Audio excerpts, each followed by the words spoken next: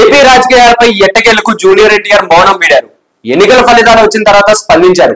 గతంలో రాజకీయ అంశాలకు దూరంగా ఉండే తారక్ ఇప్పుడు తెలుగుదేశం పార్టీ ఘన విజయం సాధించేసరికి స్పందించడం విశేషం.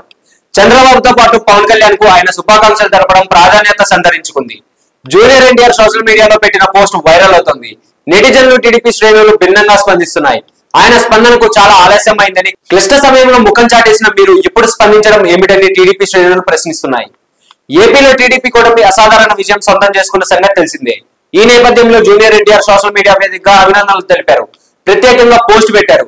చరిత్రాత్మకమైన విజయాన్ని సాధించినందుకు ప్రియమైన చంద్రబాబు నాయుడు మావయ్యకు నా హృదయపూర్వక శుభాకాంక్షలు. మీ ఈ విజయం ఆంధ్రప్రదేశ్ రాష్ట్రాన్ని అభివృద్ధి వైపు నడిపిస్తుందని ఆశిస్తున్నా. అద్భుతమైన మెజారిటీతో గెలిచిన నారా లోకేష్ కు, మూడోసారి ఘన విజయం సాధించిన బాలకృష్ణ బాబాయ్కు, ఎంపీలుగా గెలిచిన శ్రీ భరత్ పురంధేశ్వరి అత్తకు శుభాకాంక్షలు.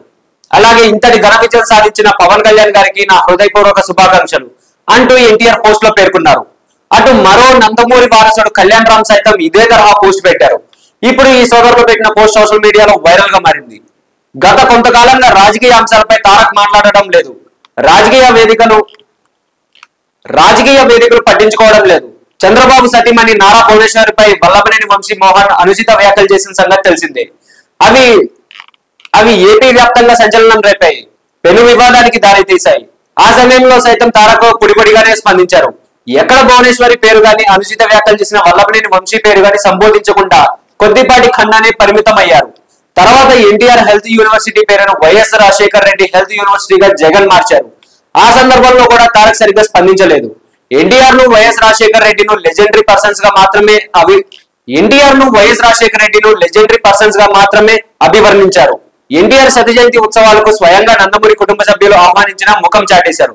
మొన్నటి ఎన్నికలకు ముందు సినీ ప్రముఖులంతా కూటమి మద్దతుగా తెలుపుతూ ట్వీట్ చేశారు. అప్పుడు కూడా తారక్ స్పందించలేదు. అయితే టీడీపీ కూటమి ఘన విజయం సాధించిన తర్వాత తారక్ ఈ తరహా శుభాకాంక్షలు తెలపడం గమనార్హం.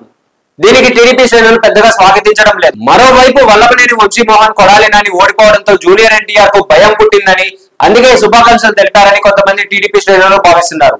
సో ఇలాంటి మరిన్ని ఇంట్రెస్టింగ్ అప్డేట్స్ కోసం please do like, share and subscribe to our YouTube channel.